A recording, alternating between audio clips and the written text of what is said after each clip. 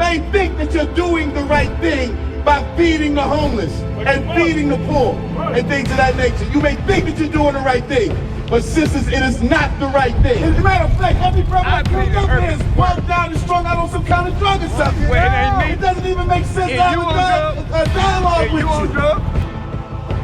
I'm grown. Last time I checked, I was damn near 100 years old. You sure? Give me Deuteronomy 28 and 28. Because you said you're grown. Last time you checked, you're damn near 100 years old.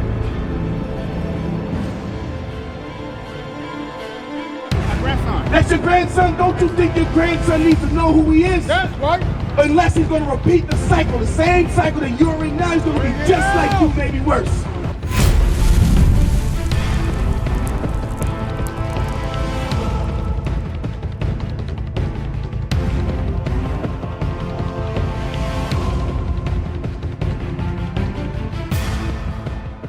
Sis, when the brother right here was telling you that you were a Jew, I saw a look on your face. You didn't believe it, did you? Do you believe? Who are the Jews, sis? Hold on, stay right here. Wait a minute. Go ahead. I do know that a Jew. Wait a minute, because Okay. a Jew next door to us. Now, so you say you know that a Jew. Now, do they call themselves Jews or do they say that they're Jewish? They say they're Jewish. What about you, bro? Who are the Jews today? Who are the Jews today? Who are the Jews? I don't know. You don't know? Yeah. Who are claiming that they're Jews today? White folk. White folk? White folk, right? Do you believe that the white people are the Jews, or are the so-called black Hispanics and Native American the Jews? Let me show you what happened. That's us. That's us. All right, so now pay attention, because what we're about to do now is show all of you, because everybody out here is so-called black, Hispanic, and Native American. So everyone should be listening up. Because all about what we see out here is homelessness.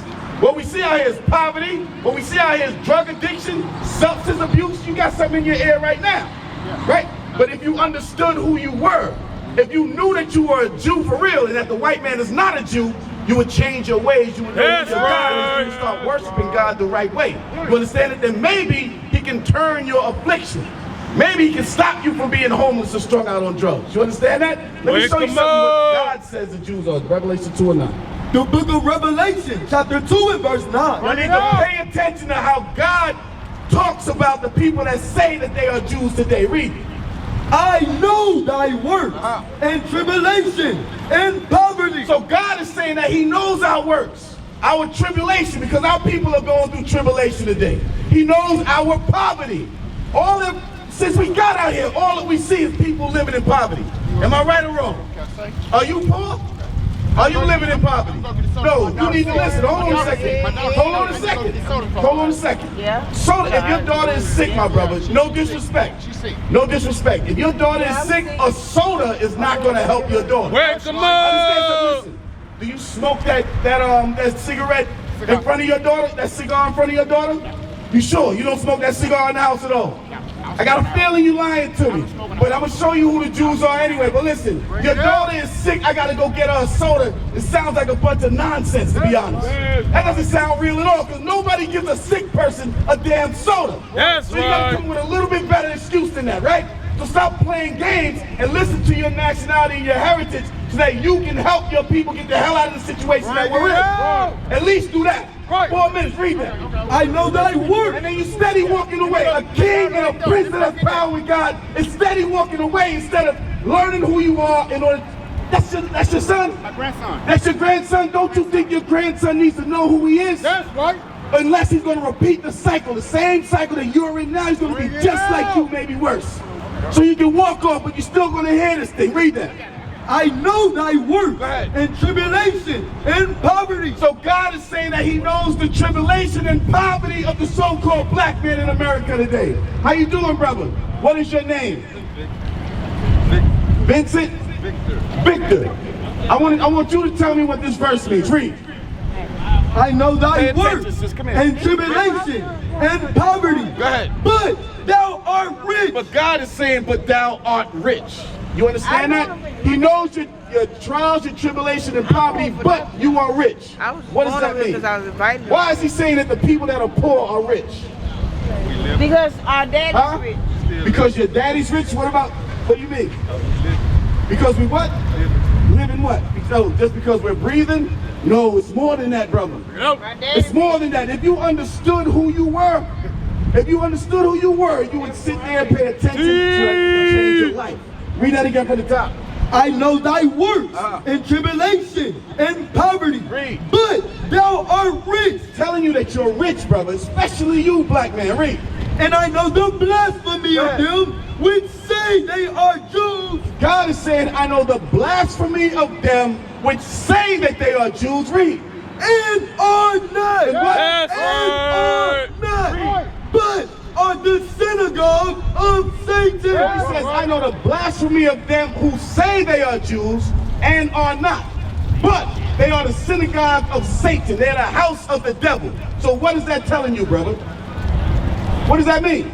There's a people on this earth that say that they are Jews, but they're not. But they're actually the children of the devil. What is that telling you? What does that tell you? What people say that they're Jews now? Come here, come closer, man. We're your brothers. What people say that they are Jews now? Who are the Jews today over there in Israel? Who are people claiming that they are Jews today? You ain't never heard no black people calling themselves Jews. So who are the Jewish people? Wake 'em Give me up. Revelation 3 and 9. Maybe this one will help you. Read that. Revelation chapter 3 and verse 9. Behold, I will make them of the synagogue of Satan. He said, behold, I will make them of the synagogue of Satan. The same people that we just read about in 2 and 9 that say they are Jews and are not. Read. Which say they are Jews. They saying that they are Jews, what? And are not. But they're not. But what do they do now? Are you paying attention, brother? Come here. Come here. Right? We need a dialogue. You are the most important soul and the most important spirit on this earth. Do you understand that? Because you're an Israelite man. You are the true Jews. What we're exposing is the false Jews. What do? But do lie. They do what? Do lie. They're lying about their heritage. So now I'm going to ask you, what color are the Jews? You're saying the Jews are white, right? And why do you say that? Because that's what you see, right? That's what they're proclaiming. But let's see the color of the Jews. You know what I want? The book of Jeremiah, chapter 14 and verse 2. Judah, mourning. The Bible is saying that the tribe of Judah, the Jews are in mourning. Are the white people that are over there in Jerusalem in mourning today? Or do they run everything on this earth? Are they the richest people on the earth? What? Read. You say you don't care. Why you say that? The problem is you don't care. That's why you have your pants hanging below your behind. Right? You don't even care about yourself, brother. Read that again. Judah mourning, and the gates thereof languishing. And that is the problem with our people now. It says Judah mourning and the gates are languishing. The men that are supposed to be our leaders are languishing. The men that are supposed to be leading the black community is languishing. Do you believe that? As a matter of fact, every brother that comes up here is bugged out and strung out on some kind of drug or something. Well, it ain't me. It doesn't even make sense to have a dialogue with you. Read it again. Are you on Judah mourning, and the gates thereof languishing. They are black unto the ground. They are black unto the ground. So you said you're not on drugs. So what are you on then? What's going on with you? You drunk? Are you? I'm asking a question. I'm being honest. We dialoguing, right? Because I love you. We're brothers, right? Understand me. What? I'm grown. Last time I checked, I was damn near 100 years old. You sure? Give me Deuteronomy 28 and 28. Because you said you're grown. Last time you checked, you're damn near 100 years old. And my thing is this. The sisters across the street, they think that they're doing good by keeping you nourished and fed. No. Right? But our people don't need that food. I don't need that food. Listen to the dialogue that we're having with the people that our sisters are feeding right there. Yes, I understand that you think that you're doing a good thing, but our people are bogged out of their minds right now. They need to know their nationality, their heritage, who they are, who their God is. You need to know that as well. Read that anyway.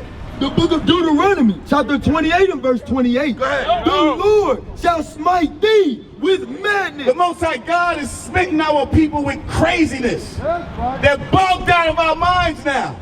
If you walk into the Christian church, you're bogged out of your mind now. That's if you're a right. woman and you feel comfortable wearing pants, you're bugged out of your mind. That's Because it's not right. something natural that our women are supposed to do. Right. If you are a sister and you're feeding our people that are in the midst of all kinds of sins, drug addiction and rapists, robbers, and murderers, and you're giving them that meal to keep them nourished to continue in crime, that is bugged out of your mind. That's Read that again. right. The Lord shall smite thee with madness. So now God is smitten our people with complete madness. Right. Look at our men over there on the bench, chilling with absolutely no purpose on the planet Earth. They got absolutely nothing to do with themselves. And our sisters, again, they think that they're doing good, but you're not doing any good by helping people that don't want to help themselves and they don't love their community. What you're doing is adding to the problem. What club was that at? Admit that a lot of people don't even realize they. I've called her. She hasn't responded. I've called her more than a few times. With the Zulu Nation, I'm like, what the hell is this? I know nobody know what I'm talking about. You'll leave me on the island by myself. I don't know what the hell Bishop's talking about. That's what y'all do. Then after class, yeah, I knew what you were talking about. I just don't want to be caught out there. The hell is this? Get on my damn nerves.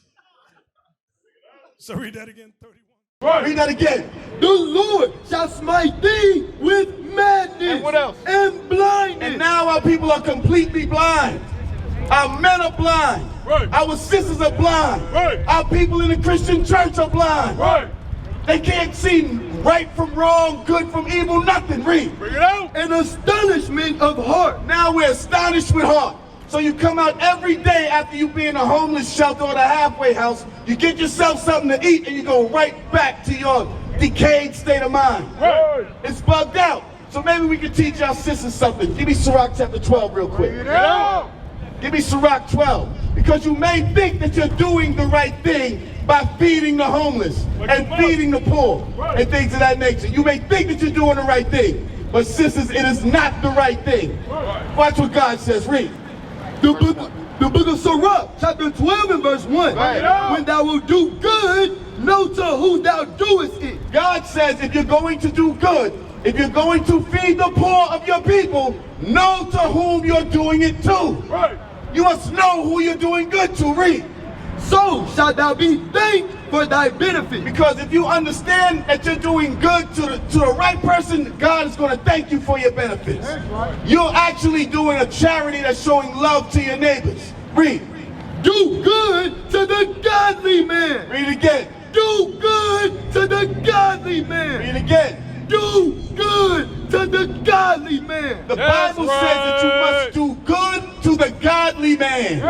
One that knows one that you know to be keeping God's laws, statutes, and commandments. Right. One that you know actually love his neighbor as himself. Read. Do good to the godly man. Go ahead. And thou shalt find a recompense. And then you're going to get payback. Hey, brother with the purple shirt. Brother with the purple shirt, come here for a second. Can I ask you a question? What's your name, bro? I'm going to ask you a question. You shaking your head. All I'm going to ask you, brother, is do you feel like what's being done by them handing you out food is a good thing? That's all I'm going to ask you. Read it. Go ahead, read. Do good to the godly man. So the Bible is telling you to do good to the godly man. Read. And thou shalt find a recompense. Then you're going to find that payback that you're looking for. Read. And if not from him, yet from the Most High. So if you don't get that recompense immediately, God is going to give you that recompense. Read on though. There can no good come to him that is always occupied in evil. And that is the point right there. We feel like we're doing good for our people that are homeless, that are strung out on drugs, that are criminals, that are committing crime, raping, robbing, and murdering. Because I promise you, one of the men or one of these sisters is going to do something today. Some type of crime today. And God is saying that nothing good can come from that. He's telling you that no good come to anyone that is not keeping his laws. Read. Verse 4. Give to the godly man. So he's telling you to give to the godly man. Read. And help not a sinner. Hold on a second. The Bible says what? Help not a sinner. So the Bible is telling you not to help a sinner. Across the earth, the prophets move. From city streets to distant lands, the message is the same. Israel must rise. Through every quest, every journey, the truth spreads. No border can contain it. No distance can silence it. Our nation lives in every moment. In joy, we celebrate marriages. In sorrow, we honor our dead. On the Sabbath, we gather as one. Families rejoicing together, bound by the commandments of God. Yet are we tried. From the stones in Kenya to the hatred in Montana, we endure as a soldier of the Lord. And still, the mission expands. On the airwaves, on the screens, in every nation under heaven, Israel's voice is heard. We build our communities. We raise our children in royalty. We restore what was broken. We clean what was defiled. We show the world who we are.